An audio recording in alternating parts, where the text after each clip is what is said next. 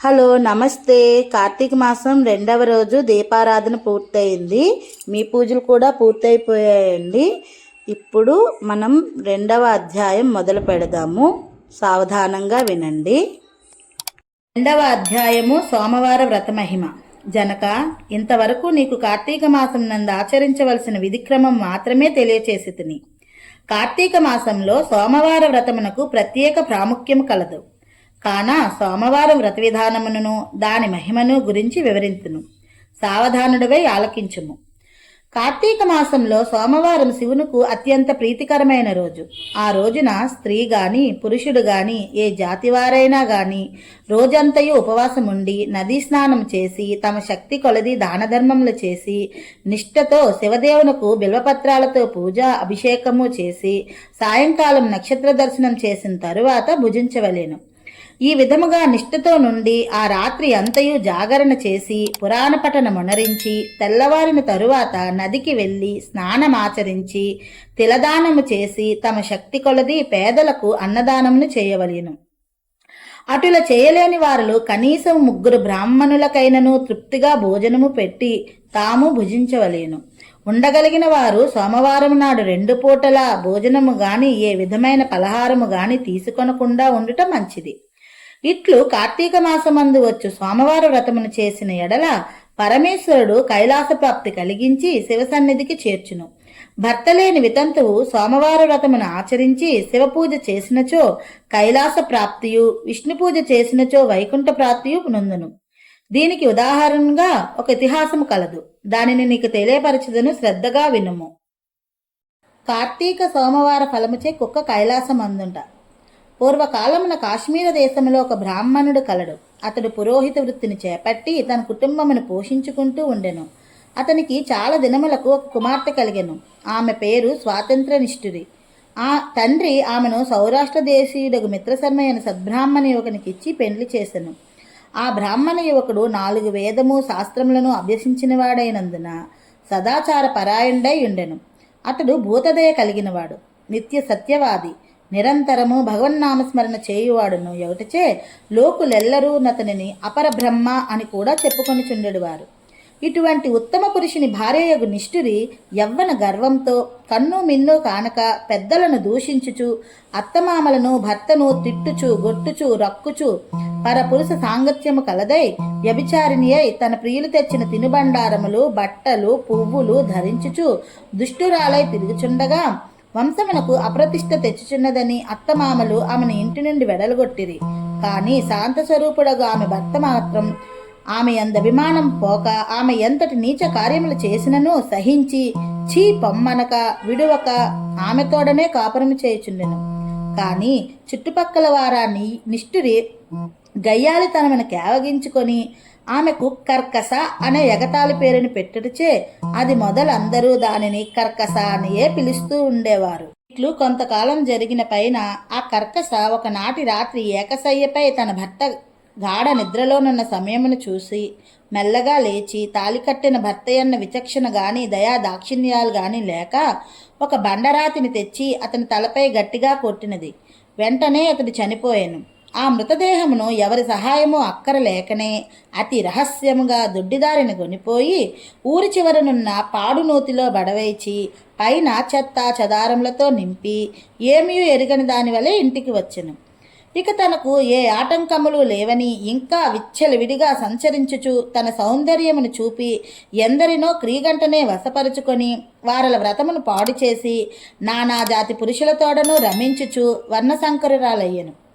అంతేకాక పడుచు కన్యలను భర్తలతో కాపురము చేయుచున్న పడచులను తన మాటలతో చేరదీసి వారికి కూడా దుర్బుద్ధులు నేర్పి పాడు చేసి విటులకు తార్చి తనార్జన కూడా చేయసాగను. జనకరాజా, యవ్వన వెంకము ఎంతో కాలముండదు కదా, కాలమొక్క రీతిగా నడవదు. క్రమక్రమముగా ఆమెలోని యవ్వనము నశించినది. శరీరమందు మేహవ్రణములు బయలుదేరినవి. ఆ వ్రణముల నుండి చీము రక్తము రసికారుట ప్రారంభమయ్యను. దానికి తోడు శరీరమంతా కుష్ఠవ్యాధి బయలుదేరి దుర్గంధము వెడలుచున్నది. దినదినము శరీర పటుత్వం కృషించి కురీపి అయి భయంకర రోగములతో బాధపడుచున్నది. ఆమె యవ్వనములో నుండగా ఎన్నో విధాల తృప్తి కలిగించిన విటులు ఏ ఒక్కరూ ఇప్పుడు ఆమెను తొంగి చూడరైరి. ఆ పరిసర ప్రాంతానికి వెళ్ళిన ఎడల తమ నిటులైనను పలకరించునని ఆ వీధి ముఖమైనను చూడకుండిరి. కర్కస ఇటుల నరక బాధలను అనుభవించుచు పురుగులు పడి కొంతకాలమునకు చనిపోయినది. బ్రతికి నన్నాళ్ళు ఒక్క నాడైనా పురాణ శ్రవణమైనను చేయని పాపిష్టురాలు కదా. చనిపోయిన వెంటనే భయంకరులైన యమభటులు ఆమెను గుంపోయి ప్రేతరాజు యముని సన్నిధిలో నుంచగా యమధర్మరాజు చిత్రగుప్తుల వారిచే ఆమె పాపపుణ్యముల జాబితాను చూపించి, భటులారా, ఈమె పాపచరిత్ర అంతింత కాదు, వెంటనే ఈమెను తీసుకువెళ్లి ఎర్రగా కాల్చి ఇనుప స్తంభమునకు కట్టబెట్టుడు అని ఆజ్ఞాపించెను. పిటులతో సుఖించినందులకు గాను యమభటులు ఆమెను ఎర్రగా కాల్చిన ఇనుప స్తంభమును కౌగిలించుకోమని చెప్పిరి. భర్తను బండరాతితో కొట్టి చంపినందుకు గాను ఇనుప గదలతో కొట్టిరి.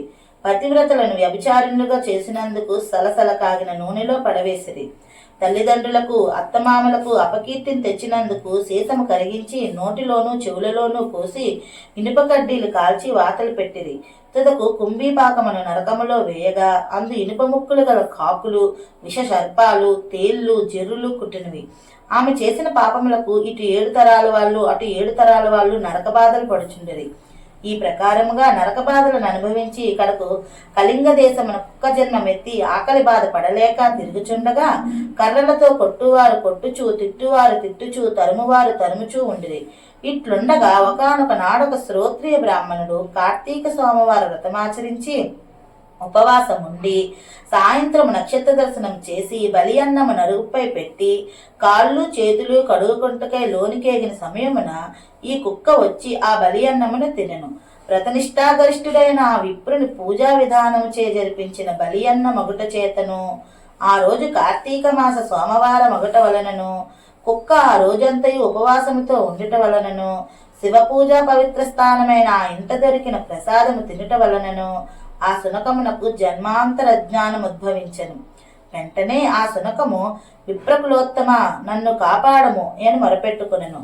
ఆ మాటలకు బ్రాహ్మణుడు ఆలకించి బయటకు వచ్చి చూడగా కుక్క తప్ప అన్యులెవరూ లేనందున లోనికేగెను. మరలా రక్షింపుము రక్షింపుము అని కేకలు వినబడెను. మరల విప్రుడు బయటకు వచ్చి, ఎవరు నీవు, నీ వృత్తాంతమేమి అని ప్రశ్నించగా, ఎంత నా కుక్క, మహానుభావ, ఈ పుట్టుకకు వెనుక 15 జన్మలకు ముందు విప్రకులాంగనను నేను వ్యభిచారిణే అగ్నిసాక్షిగా పెళ్లాడిన భర్తను చంపి వృద్ధాపంలో కుష్ఠిరోగినే తనువు చాలించిన తరువాత యమదోతల వల్ల మహానరకం అనుభవించి నా పూర్వీకుల పుణ్యఫలము వల్ల ఈ జన్మలో కుక్కనైతిని. ఈ రోజు మీరు కార్తీక సోమవారం వ్రతము చేసి ఇచ్చట ఉంచిన బలి అన్నమును తినుట వలన నాకు ఈ జ్ఞానోదయం కలిగినది.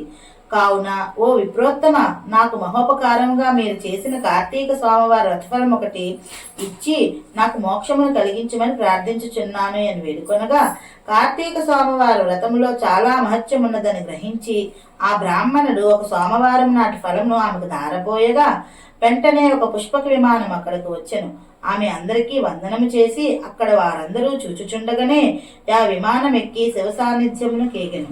వింటివా జనక మహారాజా, కావున నీవును ఈ కార్తీక సోమవార వ్రతమాచరించి శివ సాన్నిధ్యమును పొందుమని వశిష్ఠుల వారు ప్రబోధ చేసి ఇంకనూ ఇట్లు చెప్పదొడంగిరి. ద్వితీయ అధ్యాయము 2వ రోజు పారాయణము సమాప్తము. నా ఈ వీడియో మీకు నచ్చినట్టయితే తప్పకుండా లైక్ చేయండి, సబ్స్క్రైబ్ చేయండి, బెల్ కూడా కొట్టండి.